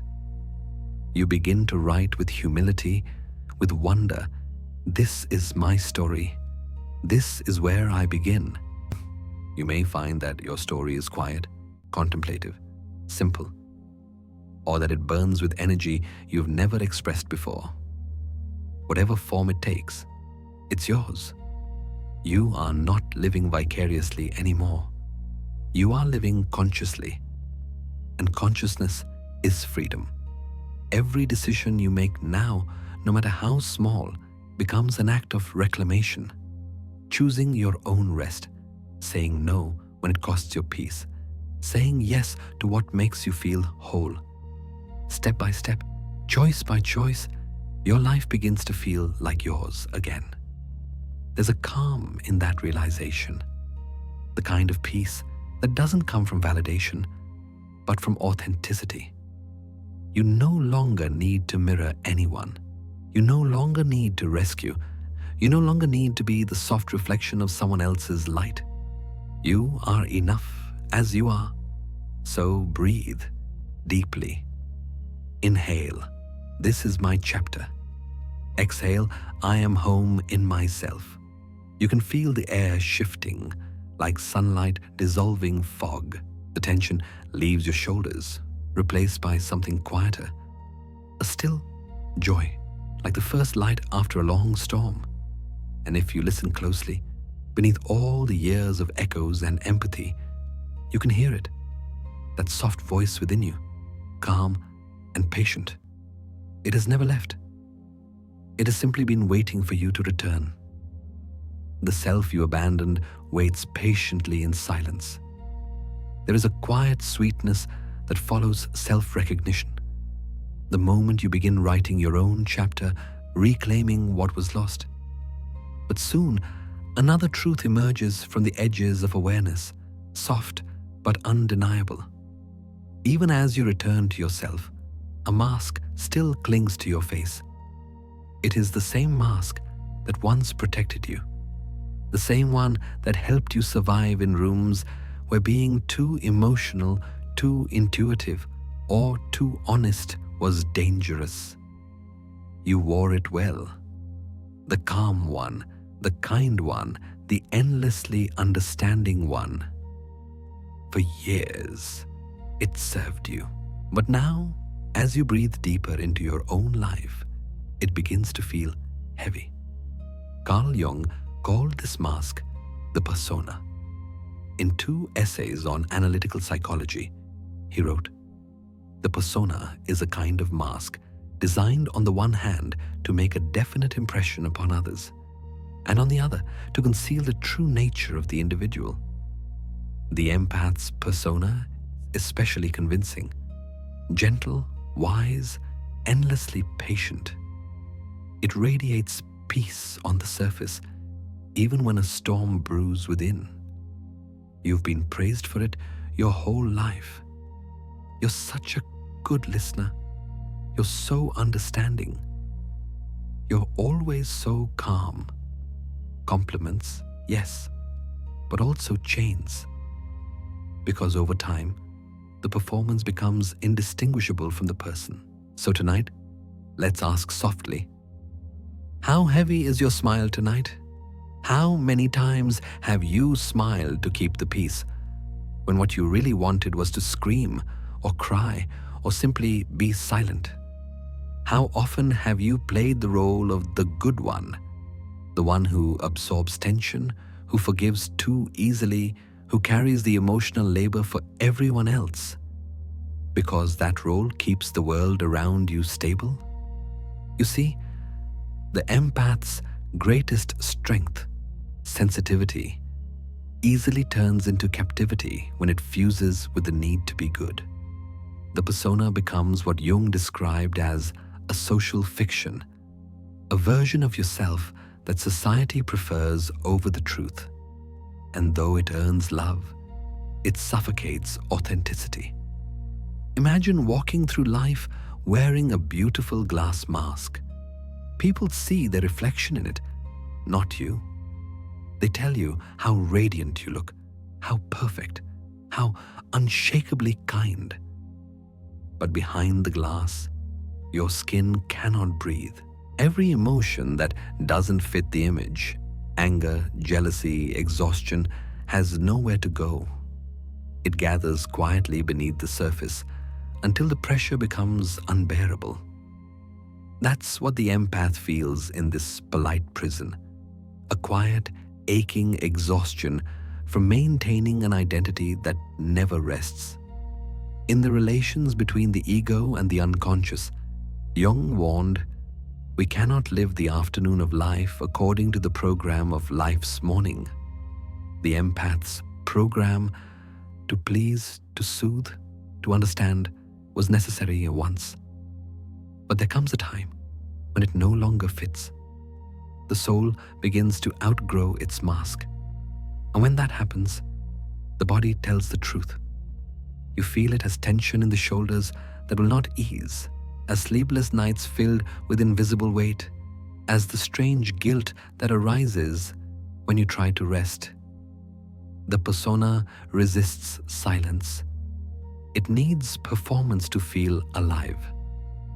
Yet the deeper you journey inward, the more that performance begins to fracture. You start noticing the moments when your kindness feels forced. The instant you smile and feel a tiny, sharp resistance inside, a whisper that says, I don't mean this. The persona demands that you continue, that you maintain the illusion, because to stop would risk disappointing someone. But beneath that fear lies the truth. You are exhausted from being good, and it is not that you wish to be cruel, only that you wish to be real. To an empath, the persona often fuses with identity so completely that removing it feels like self-destruction. Who am I without being helpful? Who am I without being understanding? Who am I if I am not endlessly kind? These questions sting because they reveal a forgotten truth, that being good is not the same as being whole. Jung often spoke of the danger of over-identifying with any single aspect of ourselves. When the persona dominates, everything else, anger, desire, independence, boundaries, gets buried in the unconscious. And whatever is buried does not disappear. It waits. It leaks out in quiet ways The polite smile that hides resentment, the gentle tone that conceals frustration, the fatigue that feels like a fog. There's a tenderness in realizing this. You begin to see that your persona was never a lie. It was simply incomplete. It was your way of being loved before you knew that love could exist without performance. And so, slowly, gently, you begin to unlearn the habit of perfection. You allow yourself to pause before answering, to say no without apology, to let silence stretch where you once filled it with comfort. Each small act feels like rebellion, but also like breathing for the first time. You might feel a strange sadness as you do this. Let it come. The persona has been your armor for so long. Letting it soften is both liberation and loss. But Jung reminds us, one doesn't become enlightened by imagining figures of light, but by making the darkness conscious. To remove the mask is to face the shadow beneath it, the parts of you that are tired, angry, selfish, or simply human. And here's the secret. Once you allow those parts to exist, the mask no longer imprisons you. It becomes optional, something you can wear when needed, but never mistake for your face. So tonight, as the music softens and the air grows still, picture yourself holding that mask in your hands. It's smooth, beautiful, and familiar. You thank it for protecting you. You acknowledge that it helped you survive. But now, gently, you set it down. Breathe. Feel your own skin against the cool air. Feel how light your face becomes without the weight of pretending. Your empathy is still here, quiet, radiant, alive, but it no longer needs to hide behind a smile.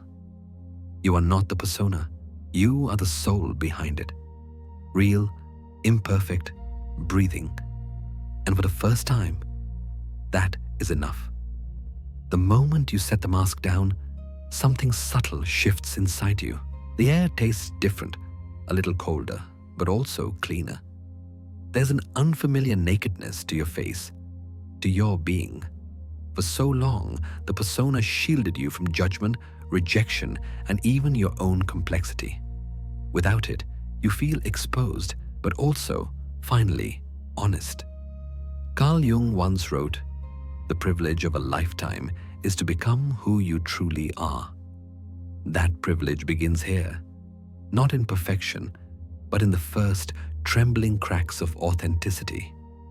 You look at the mask resting beside you, and it is still beautiful, still tempting. It whispers, "Put me back on. It's safer that way." And maybe, for a moment, you do. But this time, you notice something new. A faint line running across the surface. A crack. It's not from carelessness, it's from truth. Each time you allow yourself to say what you really feel, each time you express a need or admit exhaustion, the mask fractures a little more. It does not shatter violently. It softens, hairline fissures spreading like rivers through porcelain. You are learning to breathe again. Breathe in, courage. Breathe out, honesty. There is a sacred defiance in choosing honesty after years of performing goodness. For empaths, that honesty can feel almost cruel, as if saying no, setting limits, or showing anger would betray the gentle image they've always maintained. But in truth, it is the opposite. Jung taught that individuation, the process of becoming whole, requires us to integrate every part of ourselves, even those we've hidden. One does not become enlightened by imagining figures of light, he wrote, but by making the darkness conscious. That darkness is not evil. It is your anger, your frustration, your desire, your hunger for rest. It is everything you've suppressed to keep the mask intact. So now, the practice is simple, though never easy. Let yourself breathe out what you've been holding in. When you feel the weight of resentment pressing in your chest, don't swallow it, name it. When you feel the ache of loneliness, don't disguise it with compassion. Let it be seen. When you feel the sharp edge of anger rising, do not shame it into silence. Let it speak. Anger, in its conscious form, is not destruction. It is boundary. It's life reminding you that something inside you deserves protection. You can show what is not perfect and still be loved. Say that again. Still be loved. It's a quiet revelation, one that the mask always denied you. Because the mask taught that love must be earned through composure, patience, and perpetual selflessness. But true love, from others and from yourself, does not bloom through performance. It grows through truth. Imagine this. You're sitting across from someone who has always known you as calm and accommodating. For years, you have nodded, smiled, softened every edge. Tonight, your voice trembles and you say, "I'm tired." Not dramatically, simply, truthfully. There's a pause. The silence feels heavy, but instead of disappointment, you notice something unexpected. Their face softens too. The connection deepens, the mask cracks, and light seeps through both of you. That is what happens when truth enters the room. The cracks are not a sign of failure. They're openings, small passages through which your real self breathes into the world. The empath's greatest fear has always been rejection. That if the mask breaks, no one will stay. But Jung understood this paradox deeply. The most terrifying thing is to accept oneself completely. Because to accept yourself means risking that not everyone will. Yet it also means discovering the ones who can. Each time you dare to be honest, you give the world a chance to meet the real you. Not the polished reflection, but the full, imperfect being behind it. And that is how authentic relationships form. Not through admiration, but through mutual vulnerability. Now, let's pause. Feel your breath move through you. Notice the tension in your shoulders begin to loosen. The act of being real is not violent. It is tender. It is a slow undoing. Breathe in, I am allowed to be human. Breathe out, I no longer need to perform peace. In Jungian terms, this moment represents the integration of opposites, the merging of your light and shadow, the visible and the hidden. You are no longer split between what you show and what you suppress. You are becoming one. And as that integration begins, the world itself seems to shift. The people who only loved your mask may fall away quietly, without blame. Others will step closer, those who see not your performance, but your presence. You will feel fewer expectations, fewer silent obligations. In their place, you will feel air, clean, open, alive. The empath who once drowned in others' emotions begins to float again, not detached, but free. And yes, the process still hurts. Cracks are not painless. Sometimes you'll feel the sharp edges of vulnerability cutting against old fear. Sometimes you'll miss the ease of pretending. But then you'll remember, pretending is not peace. Carl Jung once said, "The shoe that fits one person pinches another." There's no recipe for living that suits all cases. The persona was a shoe too tight for your soul. The cracks are how it begins to loosen. So tonight, you practice a small act of rebellion. You stop smiling when you do not feel like it. You rest when your body asks for it. You speak one truth you used to swallow. You let one tear fall without apologizing for it. And when you do, you may notice something strange. The light doesn't fade. It softens, It bends through the cracks like sunlight through broken glass, scattering warmth across everything you thought was too flawed to love. The mask is breaking, yes, but what emerges beneath it is not ruin, it is radiance. You can feel it, your real face breathing for the first time. Inhale, truth. Exhale, release. The mask is no longer your home. You have outgrown it, and as you sit here, unguarded but whole, you realize the paradox at the heart of Jung's wisdom. The moment you stop being who the world expects, you become who you were meant to be. The mask has cracked, and through it, your light returns, not the blinding light of perfection, but the soft human glow that was always yours. The light streaming through the cracks has changed everything. It's softer now, not the kind of light that blinds, but the kind that reveals. For a long time, you feared this moment, the one where the mask would break and something raw, unknown would emerge. But now that it has, the silence feels sacred. There's no applause, no echo of validation, only breath, presence, and a quiet knowing that the work is not yet done.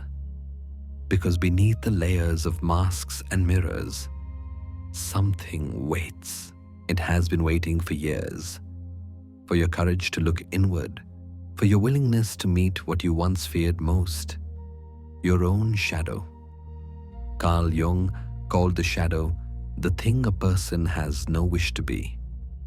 He also said, until you make the unconscious conscious, it will direct your life, and you will call it fate.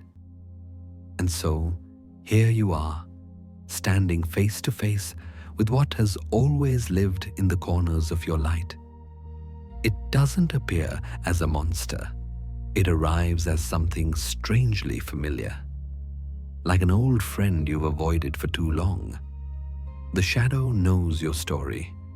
It remembers the anger you swallowed, the envy you denied, the selfishness you disowned, the pain you buried under compassion.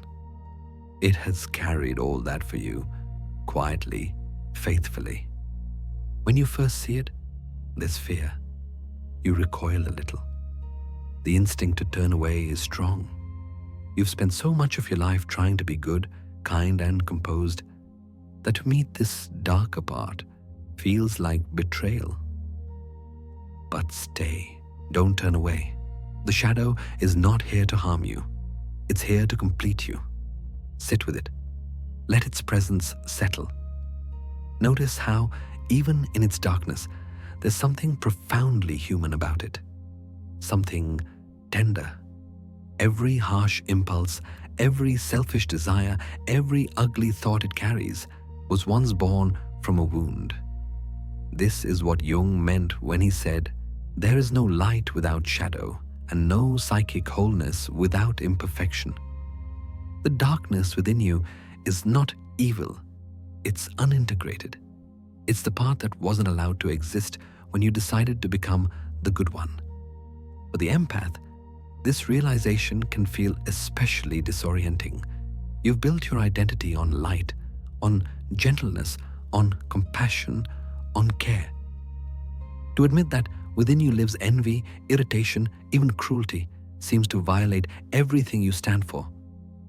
But Jung's wisdom offers a different truth.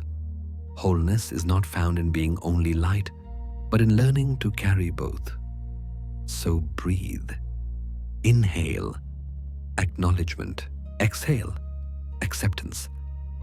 Let your mind drift for a moment. Imagine sitting in a dim room, a single candle flickering before you. Around it, shadows dance along the walls. Notice how the light doesn't fight them. It creates them. The brighter the flame, the deeper the shadows stretch.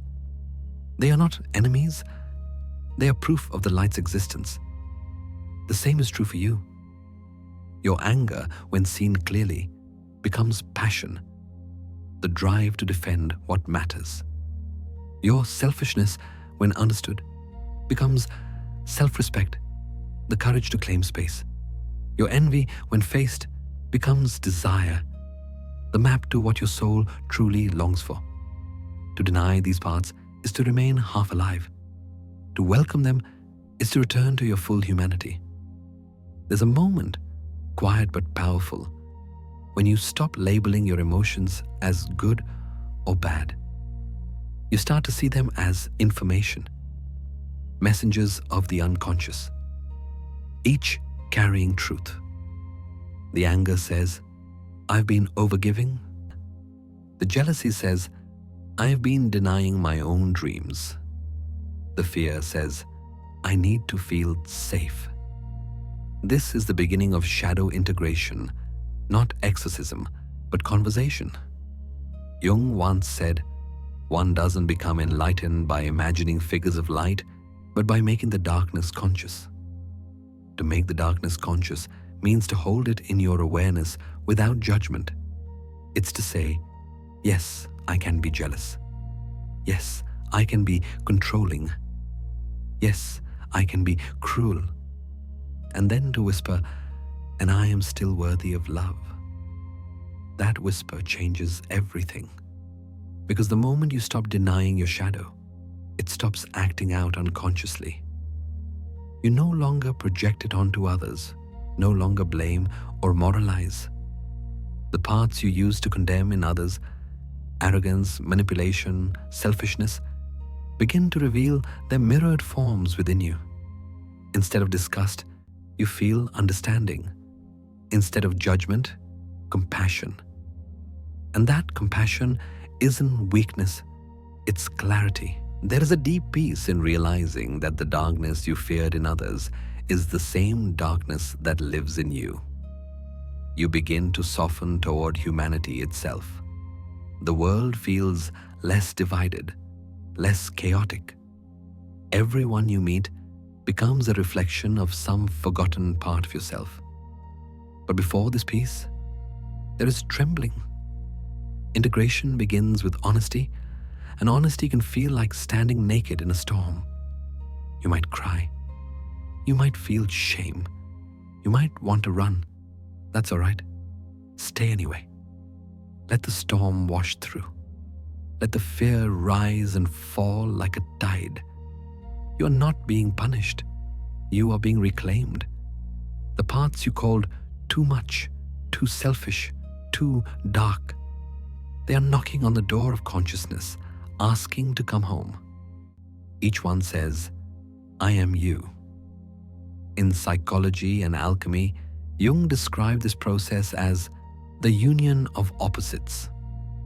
The light and dark, the conscious and unconscious, the sacred and the ordinary, all must coexist. That union is what gives birth to wholeness. Now imagine a shadow sitting beside you, no longer threatening but calm, watching you breathe. It nods, as if it has been waiting for this moment all along. You realize you have never been divided after all, only unacknowledged. So you rest, you breathe, you let the fear soften into warmth. The darkness is no longer something to escape. It's part of your landscape now, the soil from which your empathy, creativity, and love have always grown. It isn't the end of the journey, it's the ground beneath it. Inhale, I accept my shadow. Exhale, I am whole. The light dims, the air stills. You can feel your heartbeat slow, steady, alive. Somewhere deep inside, a quiet truth rises, the kind that doesn't need words. You were never meant to be only light. You were meant to be everything, the flame and the shadow it casts. And in that understanding, the fear dissolves. You meet your darkness. And instead of recoiling, you nod in recognition. The old friend has come home. The darkness has settled now, not as an enemy, but as a quiet companion sitting beside the light. There is no more resistance, no more struggle, only the rhythm of breath moving through you, gentle and complete. Something inside has shifted. The chaos that once felt unbearable has softened into a strange serenity. The shadow, once feared, has found its place. The light, once fragile, now feels steady. It's as if the two have been waiting all along to recognize each other. Two halves of the same truth, finally joined in silence. Carl Jung once said, "There is no light without shadow and no psychic wholeness without imperfection." It's a sentence that feels simple until you live it. To truly understand it, you must walk through your own contradictions. To see that healing isn't about becoming pure, but about becoming whole. The light does not destroy the dark, it illuminates it.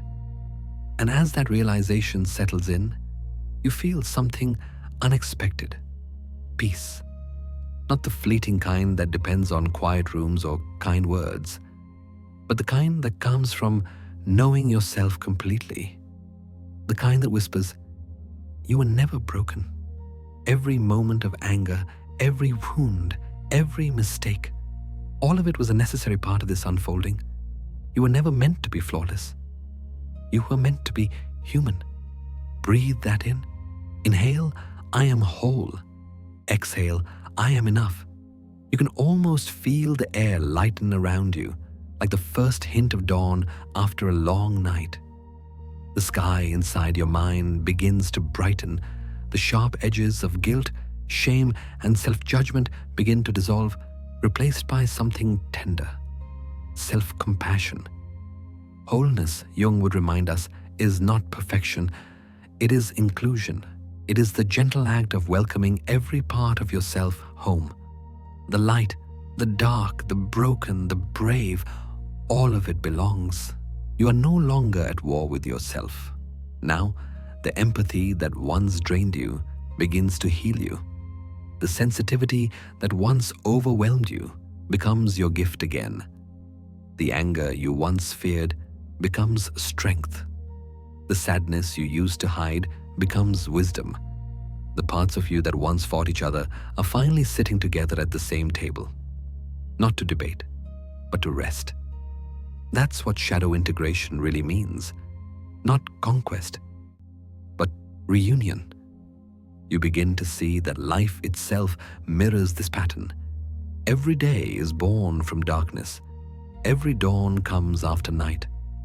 The world does not apologize for its contrasts. It thrives because of them. The stars need the void to shine. The ocean needs depth to move.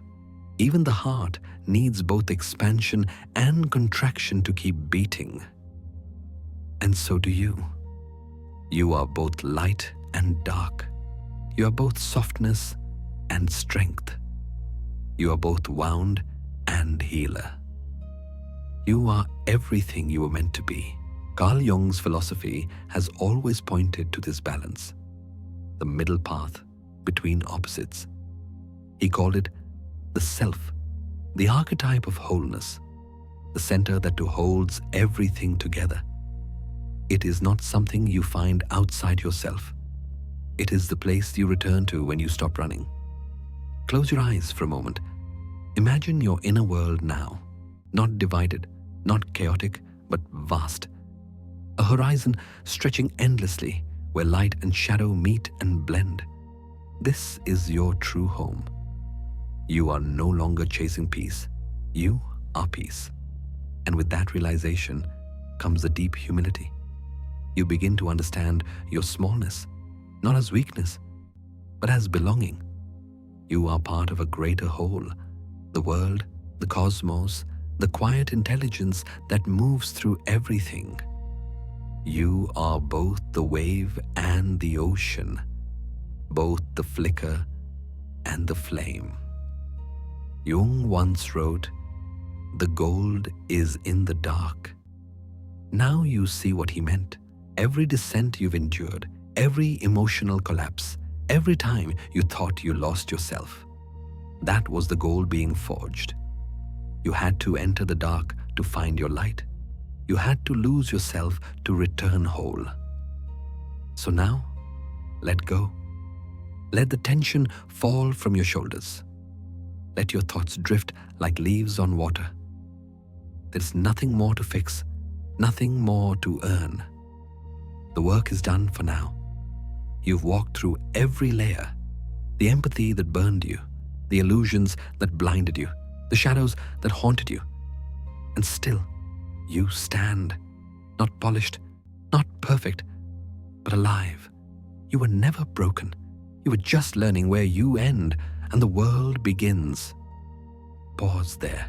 Let those words echo softly in your chest.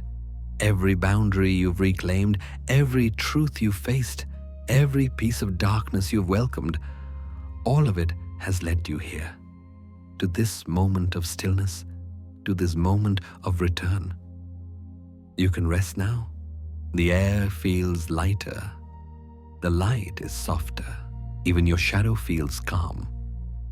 In this gentle calm, you sense the quiet rhythm of life itself. Expansion and release, inhale and exhale, day and night. The same breath that moves through the universe moves through you. You are part of something vast, eternal, and kind. There is no separation anymore, not between you and your darkness, not between you and the world. There is only unity. And in that unity, you finally understand what Jung devoted his life to teaching. That healing is not transcendence, but integration. It's not about escaping the human condition, but embracing it fully, with grace, with honesty, with compassion. So let your body relax now.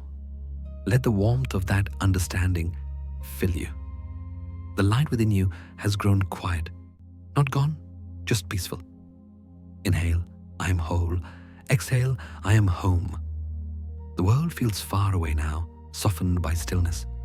You can hear the faint hum of your own being, steady, calm, complete. Let that hum carry you into rest. And as you drift, remember, you were never broken. You were only learning the shape of your own soul. When the story comes to rest, there is no final revelation, only stillness. The empath who once drowned in emotion, who wore masks of light to hide the weight of shadow, now sits quietly beneath an open sky within. The light and the dark no longer fight. They breathe together. Carl Jung once said, "The gold is in the dark." And perhaps that is what you found, not perfection, but wholeness. Not certainty, but peace in uncertainty. You are both the wound and the wisdom that grew from it, both the storm and the calm that follows. The world feels softer now. The air hums with something ancient and kind. You can feel it, the quiet rhythm of your own being, steady like waves that no longer need to crash. The empathy that once burned you has turned into warmth, gentle enough to hold yourself and others without losing who you are. Nothing more to fix, nothing more to understand, only to be. Let your body sink into the comfort of this moment. Let your thoughts drift like stars fading into dawn. The shadow is no longer behind you. It moves with you, beside you, part of your light. You were never broken. You were simply becoming. Now take a slow breath. Let it carry you home. And as the world grows quiet around you, let everything fade into peace. Good night.